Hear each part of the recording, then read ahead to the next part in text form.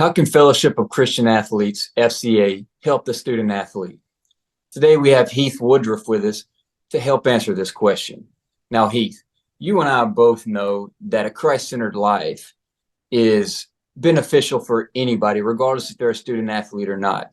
But since you and I were both former athletes, let's attack this from the athletic standpoint. Now, Heath, you were a dual sport athlete in high school, playing football and baseball, won 2 state championships in baseball, and played for 2 state championships in football. After high school, you went on to play football at Huntington College in Montgomery, Alabama, and had success there as a tailback. Tell us about your athletic journey and how that had an impact on your journey to a Christ-centered life. Yeah, I can, man. It's good to hang out with you for however long this takes today. Whoever's watching, hello to you. Thank you for listening to two knuckleheads talk to you about Jesus and sports and how they intersect. And I'm going to be honest with you. Growing up, when I was in high school, I know that I attended some FCA events. We had some on campus. I attended a public school up until high school. Um, they say private schools don't recruit. Yes, they do, because they recruited me and about 5 other guys from a local public school to come over, and that's where we kind of played. But they had some FCA events where we would come and gather around maybe a flagpole or the gym beforehand. I'm going to be honest, I wasn't so bought into that, growing up. It was more of a tap than anything, or if it was more of a, oh man, Sarah is going to be at the FCA. I'm going to go and see her. It was more like that. I made it pretty rough on myself in high school. When you're in that athletic crowd, sometimes you attract a person who might be, I don't know, high energy. And that was me, high energy, meeting a bunch of high energy guys, to be quite honest, without Christ. We might have said that we had him, but the truth is we didn't. And we made a lot of bad decisions and everything that goes along with that lifestyle, right? Sports put me around people that made it easier for me to do one of two things: either pursue Christ or not, because organizations like FCA, and just you being around, your group, whether it's football, baseball, basketball, volleyball, you're gonna have really good guys and girls there that are pursuing Christ, but you have a choice to make. What is it? Birds of a feather. They're gonna flock together, and so if you want to pursue Christ, you're gonna pursue the right people. They're gonna lead you in that way. How did athletics lead me to have a Christ-centered, or how did my athletic journey kind of lead me into Christ-centeredness? It didn't at first. When you're in high school, you have a choice on who you're going to hang out with, and I think that I chose to pursue the wrong kinds of people, and that inevitably led me down the wide road, if you will, and not the narrow road. And I was from a very small school, so you didn't have a lot of friends to choose from. And quite frankly, the friends that I had were great. They just weren't Christ-centered at 16, 17, and 18 years old. There's a lot of reasons for that. One is just youth. I mean, it's really tough to make good decisions when you have very little life experience. You're doing your very best to make the best decisions that you can, with like being up against the fact that, by the way, if you're in your teens watching this, like your frontal cortex, if you're a guy, it's not going to develop all the way until you're like 26 years old. So good luck, right? Like making good decisions. By the way, that's why you all keep getting seatbelt tickets and speeding tickets, because that's the area of your brain that controls consequences. So it's like, I'm so sorry, you're up against this tidal wave of biological, I guess, obstacles. And girls, if y'all are watching it, y'all get kind of much smarter than us and able to make better decisions at like 17, 18. So you have no excuse. I'm just kidding. But, it is, that does have something to do with it. It's like you're just trying your best with what you have. And sometimes you don't have a lot of people to choose from. You're in the locker room. There's only so many guys that you can pursue in there and hang out with. Without sport, without dad, mom encouraging to do that at a young age, high school and into college, I would not be the man that I am today in business and in life. And like I'll I'll give you one example before I go to a scripture. So there is and young athletes, like you can hopefully that you can understand where I'm coming from with this. It is so in business, I'm in sales now, and at the end on a Friday, a lot of people stop kind of working on a Friday afternoon. It's like people are out of the office, and it's a lot. People just kind of shut down sales and enterprise clients. What I would say is in sports, when you're running those sprints and they're saying, give me that last effort, and you're doing that every single terrible Tuesday for, I don't know, 8 years of life leading into college and in high school, and you're having to bust it, and coaches are pushing you and pushing you and pushing you to finish strong, that bleeds over into life. And so on a Friday afternoon at 4 o'clock, when everybody's done dialing, I'm still dialing. And I have on Friday afternoons gotten more appointments between 4 p.m. and 5:30 p.m. just by being disciplined and self-controlled when others would stop. And I attribute a lot of that to just like being in sports growing up, having a dad that pushed me, having a coach that pushed me, who didn't let me quit whenever I didn't think I had enough in me. Because Friday, when you get an adult, you got kids, family, everything, it's real easy to kind of take your foot off the gas on a Friday afternoon and go and grab yourself a burger somewhere. 1 Corinthians 9:24 through 27. Paul, if you don't know who Paul is, he is an apostle of Jesus Christ.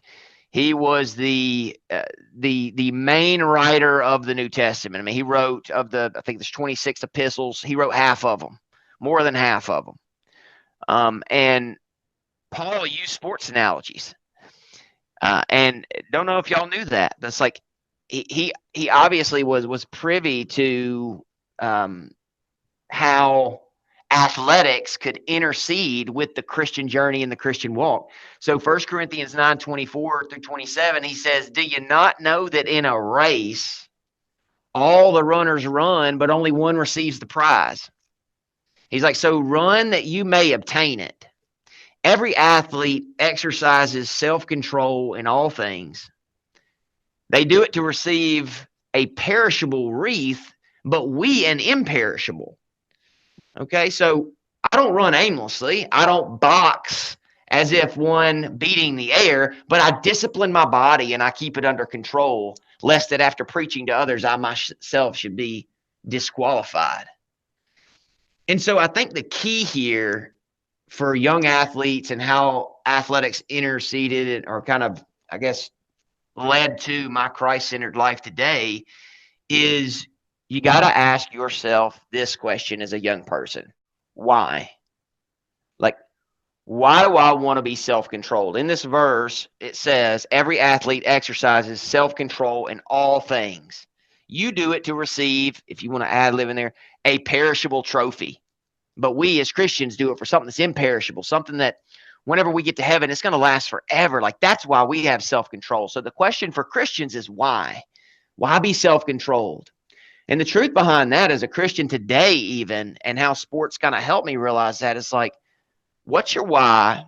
If my why is God, it's like I've been saved by grace through faith. And as a result of that saving grace, I want my life to be a thank you note to you. And I'm going to work my tail off every single solitary day, not only in the office, but when I'm serving my wife, when I'm serving somebody in a grocery store by doing a good work towards them, because I was handed to love them.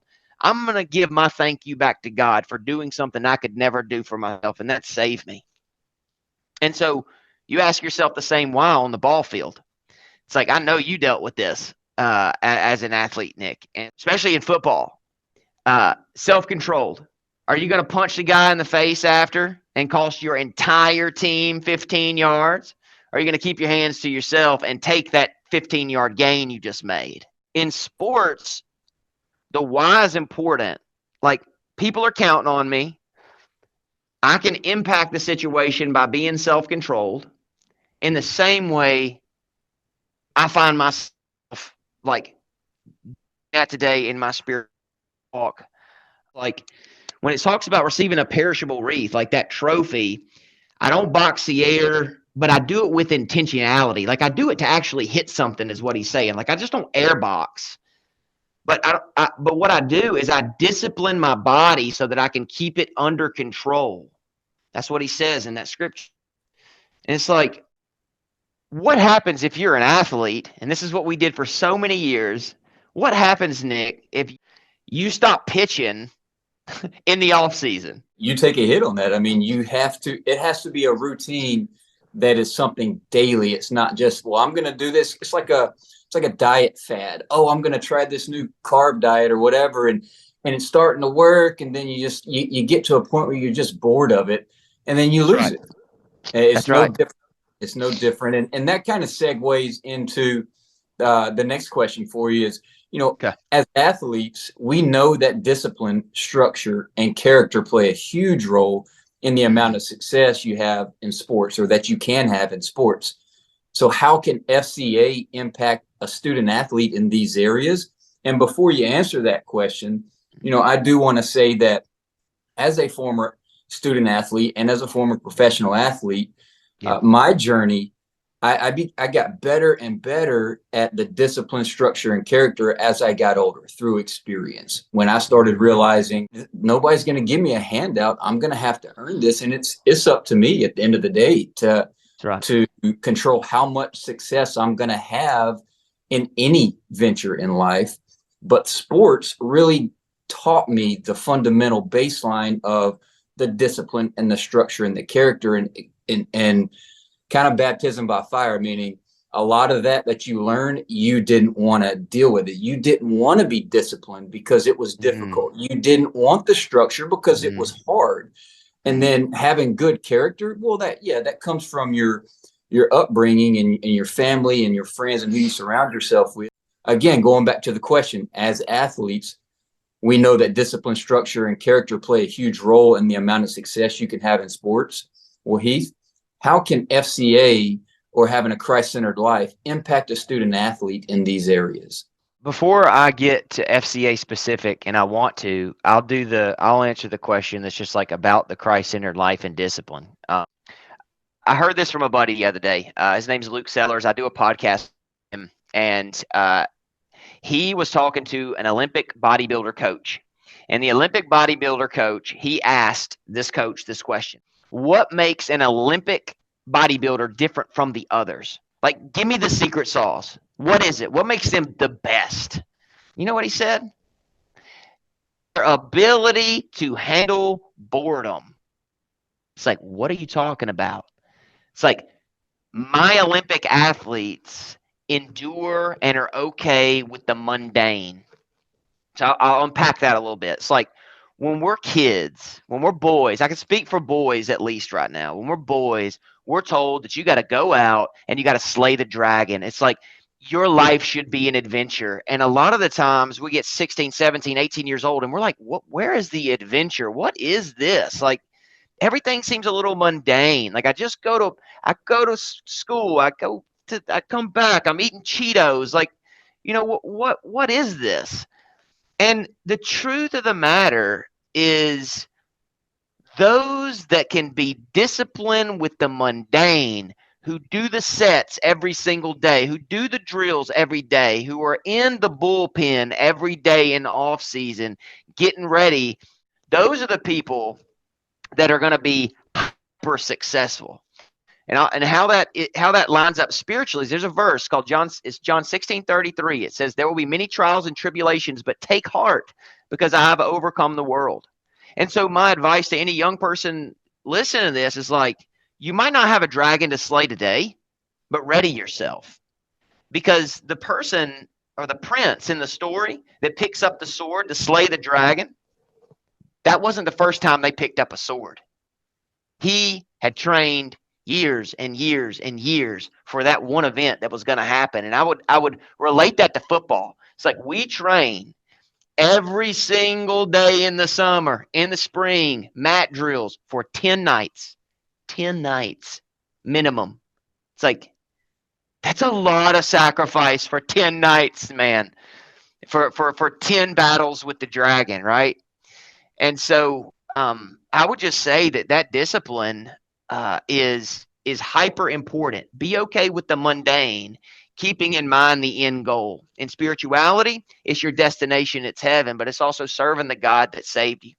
Now, FCA specific. The question was, how can FCA impact the student athlete in these areas of discipline, structure, character? I will say this: if you're a young athlete, seek FCA huddles out. Like I did some research on this, and it's still a thing. They have these huddles, and it is where like-minded Christians get together on campus, and they come together in the name of Jesus Christ. I would say this again: you have to ask yourself why. Because getting there at 7 a.m., an hour before you're supposed to be there at 8 o'clock, requires extra effort on your part, discipline on getting up earlier than you were going to get, not hitting the snooze button. And it can't just be because there's a pretty girl there or a good looking guy there. It's got to be because you believe fellowship, like minded people who are centered around Christ is somehow not only going to benefit you, but provide examples for those around you who are looking for something. We know that mental illness in young people right now is like rampant, man. I believe the answer to that has a name. It's not a what, it's a who, and his name is Jesus Christ. And it's like, that's who that person needs to meet. And you might be that guy or that girl that leads somebody there just by getting up an hour early and them asking you a question. What were you doing here an hour early this? Because discipline, because you answered the question why, because you believe that Jesus can do something with your life as an example to others. It's like, there it is. Scripture says, don't neglect meeting with each other. And it does that for a reason. It's because we draw strength from one another. I got a buddy that's a nurse in a hospital, Nick. He's an RN, and he's like, presence means something. When you walk into a room, people don't wake up just because you made a noise. They wake up because you entered the room. It means something. Being in flesh and blood with others that are like-minded means something, and it brings some energy. So I would just say, man, seeking like-minded people and being disciplined and intentional about that, it's going to help you. And also, my closest friends today are guys that I knew in high school that we now share Jesus. One of them's Chad Mansman. He was an All-American in AUM. He's one of my best friends today. He was my best friend in high school. He was a killer baseball player, and me and him love Jesus, and we're as close as you can get today. I actually run into Chad Mansman from time to time. He's coaching over at Marbury High School, and what a solid human being he is. You know, a great mentor and leader for the young guys that he coaches in high school. You know, just touching on what you were saying, I mean, we're talking about FCA, but ultimately FCA is just an opportunity. It's letters to a word. It's acronym, a concept. It was said that wherever two or more gather in my name is essentially church. And I know I'm paraphrasing, but that's no different, you know, and you and I met through, it wasn't FCA, but through a small group that you were the small group leader. And I caught wind through mutual people saying, hey, there's a guy, you know, former athlete, he's doing this thing, whatever. And several of the people in the small group were former athletes or current athletes at the time. You know, that's where we met. And that's two or more people coming together to talk about Jesus. Man, that's church. That's powerful stuff. And that's what FCA can be, is powerful things, not only to help you have a Christ-centered life. Also, when we're talking about being a student athlete and trying to grow in that aspect as well, having a Christ-centered life is directly related to the amount of success that you could potentially have. And I'll share this with anybody listening. And I'm gonna love on you for a second, Nick. When I met this guy, I was super broke. Like, when I mean super broke, like super broke. I was making less than $15,000 a year paying my way through law school. I ate eggs, beans. My wife, that was my girlfriend then, I'll tell you, we ate omelets every day. Omelets twice a day because I would buy the big eggs, grade A. Yeah, right. They like grade D eggs in the big Walmart containers. This man that's on this thing with me right here would take me out to lunch. Either if it wasn't once a week, it was once every 2 weeks, and he would pay the tab every single time for like 2 years until you moved off. And that's intentionality. That's having presence. That's I'll never forget that. A rough time of my life. I didn't have any cash. I couldn't just go get Mexican food if I wanted to. Like I couldn't. That's $15 I didn't have. And so that's what we're talking about when you're talking about like pursuing people out of love and Christ-centeredness and the character piece of the discipline structure and character that you were referencing, man. So be intentional like Nick was intentional. Like that's a great example of just like some practical love that people need. So our teenage years may be the most influential times of our lives. What advice can you give the junior high to college age student athletes that will help prepare them for the struggles and adversity that they are definitely going to encounter during these years of their lives? It is with sadness that I answer this question. It's like, because you said junior high, and like they're 14. Mm-hmm. They're babies. You might feel grown. Like there's just some innocence about you at 14 and 15. It's so good. I spend a lot of time around 14, 15-year-olds in youth groups, and it's like, it's just a good age. And I know the reason it's sad is because I know you're going to act spiritually. Whether you believe in Jesus or God or anything, you're going to be attacked and held down, rather. How about that? Held down. My advice would be this: know your opponent, know your own weaknesses. That's probably the best advice I could give, and I'll unpack it some. Nobody ever walked into a football game unless you're sixth grade ball. And even my dad was breaking down film in the sixth grade, by the way. We were running spread offenses, YMCA ball. My dad was nuts. And it's like, you never go into a football game without breaking down film. Basketball players, you never not watch film. Volleyball players, you know what girl over there has got the arm, okay? And you better be studying her, because if not, she's going to just straight dunk on you over that net, right? Like you got to figure it out. You got to know your opponent. And what I would say, our opponent here is Satan. Who is he? Where'd he come from? He's been doing this, by the way, for millennia. You've been alive for 15 years. You think he might have a one-up on the way of experience and know how it's kind of where you would fall in the flesh. And it's like there's a few areas where he's not undefeated, but where he's strongest. And one is a temptation that he tells us to run from in 1 Timothy 2:22, and that's sexual sin. It's like that is almost at the absolute, that and pride is almost at the absolute of all young people's life right now. I'm not going to like sugarcoat that. That's what it is. I went through it. I'm sure you went through it, Nick. I'm not going to speak for you, but it's like that is a tough one to deal with when you're 14, 15. You're changing. There's all kind of stuff happening. It's like the opponent is going to take advantage of that, and he's going to try to distract you from what's important, which is that discipline, that structure, that character, that Christ-centered life, because he is literally everything in the ticket that you have off this planet alive. By the way, it's like anything he can do to take your sights off of Jesus Christ, he will do. And a lot of the times he uses your best friends to do it. He's sick, man. And you have to be wise to that, but you also have to understand your weaknesses, and then you got to understand how to protect yourself from them. And I'll read. It's Ephesians chapter 6. If y'all have never heard this verse, listen up. It's worth every word. So it'll take me probably a minute to get it out, but it's good. It's Ephesians 6:10. It says, "Finally, be strong in the Lord, in the strength of his might. Put on the whole armor of God, that you may be able to stand against the schemes of the devil," because he has schemes. It's like, for we don't wrestle against flesh and blood, but against the rulers, authorities, against cosmic powers, over the present darkness, against spiritual forces of evil in heavenly places. Like, stop there just for a second. Look, if your friend If your girlfriend, boyfriend is the one that you feel like is ruining your life right now as a young person, and you got multiple sports going on and you feel overwhelmed, it's not them.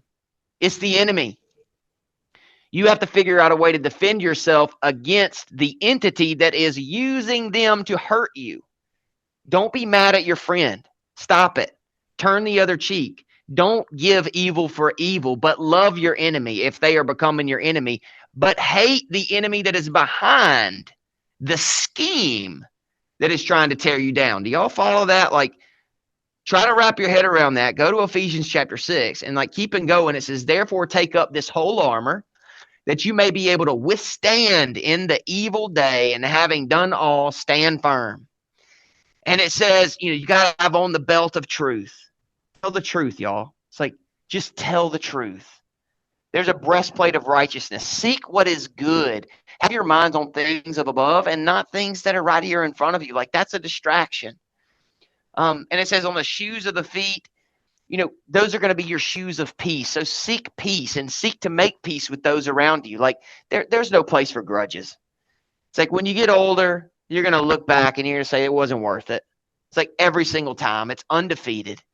And he says, have this helmet of salvation, the sword of the Spirit, which is the word of God. Like, if you're not digging into your word or having a friend in FCA that you can meet with that's like-minded on your campus, that y'all can like dig into scripture together. Like, even if it's just a chapter a day or chapter a week, read it, and then y'all just talk about it. That's an opportunity for God to take root in your life and to grow. And so he's just saying, have that shield of faith, have the belt of truth, the shoes of peace, prepare yourself. Know your opponent, know your weaknesses, and then have an answer for your weaknesses. And that is putting on that full armor of God. And that's just relying on him completely. Because I promise you this, if you're relying on yourself to do it all, it's not going to work. Mm-hmm. You're going to fail just like I failed until I was 23 years old, until God sovereignly saved my tail. Now, we all need help. There's so many people out there willing to help, but you got to find them. Not often that they're going to come and find you. You need to be searching for them. And as athletes, we are wired a different way. If you truly love sports and you have that competitive nature, you're wired a little bit different than the average person. There's always going to be low-hanging fruit. All right. And low-hanging fruit is the easiest one to grab because it's just right there in front of you. You're like, and it may be a decent piece of fruit that you're snagging off that tree, but the fruits that's higher up in that tree, they're more difficult to get. And man, they're going to be so much better. And so as athletes, that discipline, structure, and character play a huge role in, are you going to take that low-hanging fruit, or are you going to go up there and get the better fruit? Yeah, it's going to be harder. Having a Christ-centered life is a lot harder than not having one. Being a successful athlete and the things you have to go through is a lot harder than just going, man, to have that amount of success, I'm going to have to put in so much work. No, I'd rather not. Same thing applies with having a Christ-centered life. You better be ready. There's a quote I love. It's what comes easy won't last, and what lasts will not come easy. And it's so true, because until you go through it, that's the hardest part, is going through it. It's like somebody that wants to start going to the gym and start working out. The hardest part about working out is going to the gym. That is the hardest part. And the hardest part about having a Christ-centered life is taking that first step into the unknown. The what are people going to think, or who do I go to, or what happens when I get there and I don't know what these other people know? It's going to be embarrassing. I'm going to be overwhelmed. There's always the opportunity for somebody to just ask the questions, and there's somebody that have answers. I'll say this too. This is another thing. So what keeps most young people from pursuing Christ at a young age is you think you're going to miss something.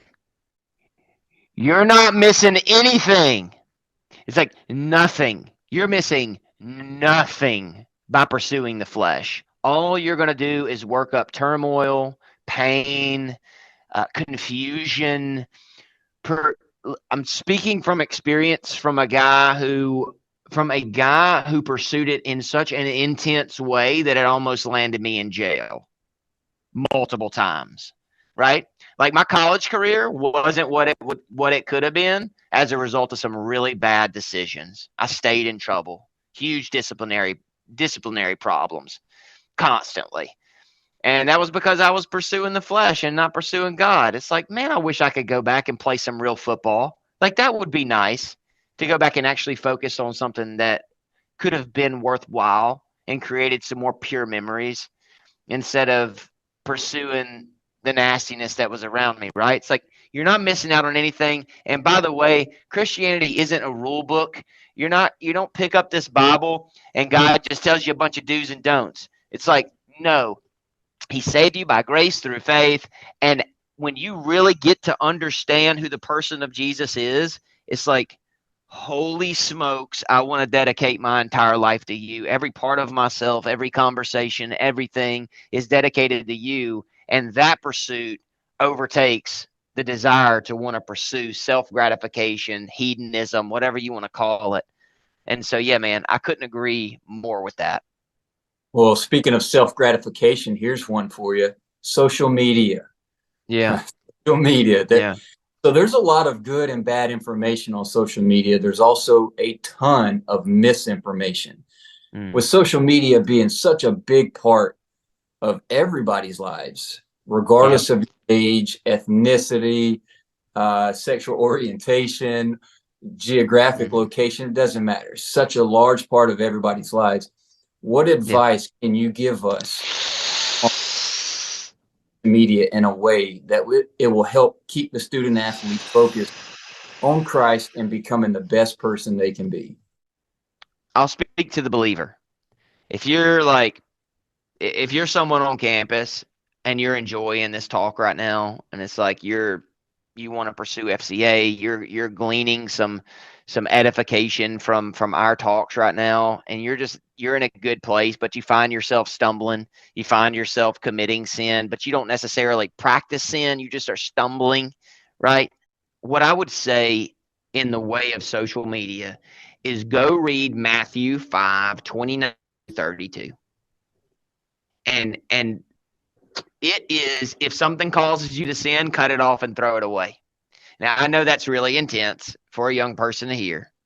And that advice isn't for people who are not saying that they're Christians right now, like real ones, like ones that are actually walking in their faith. Like they have a true relationship with Christ.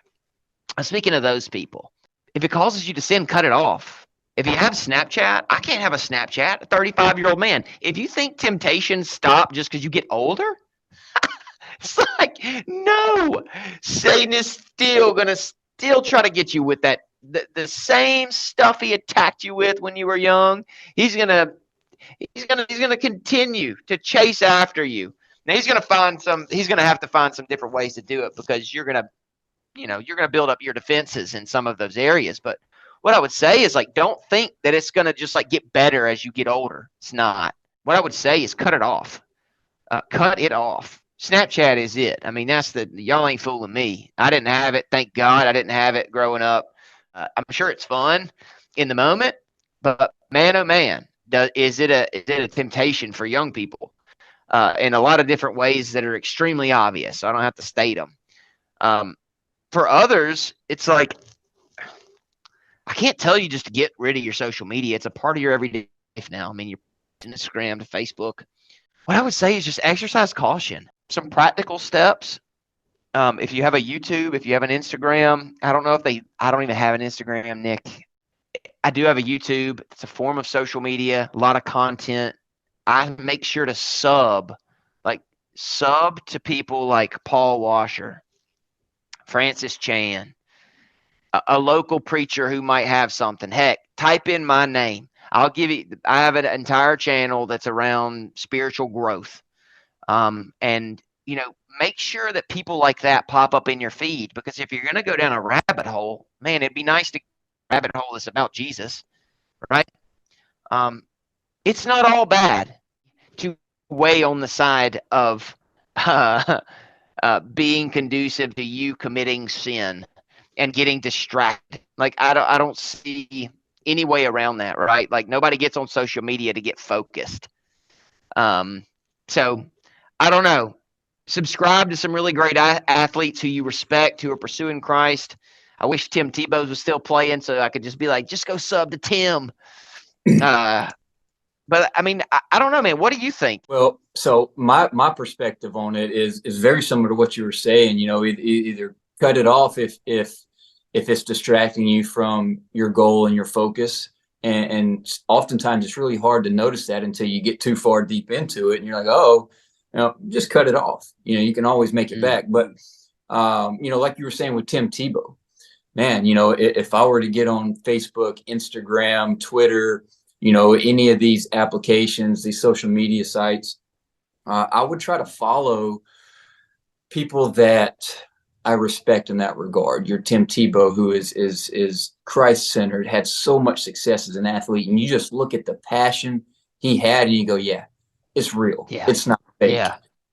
And you see that the passion in his words and his intentions and his actions, everything he did. Well, there's other people like that too, maybe not quite well known, but there's so many. I mean, of course, we all on our smartphones, our cell phones, you have applications, your daily Bible and things like that. Well, they have Facebook pages and they have any social media pages. Go find them, and there's just, you never know if you're scrolling through Facebook and or Instagram or Twitter or whatever, and you're following these groups and you just happen to see a quote that you're like, hey, what was that? And you go back and you look at it, and then a light bulb pops on in your brain at the moment. You're going, you know what?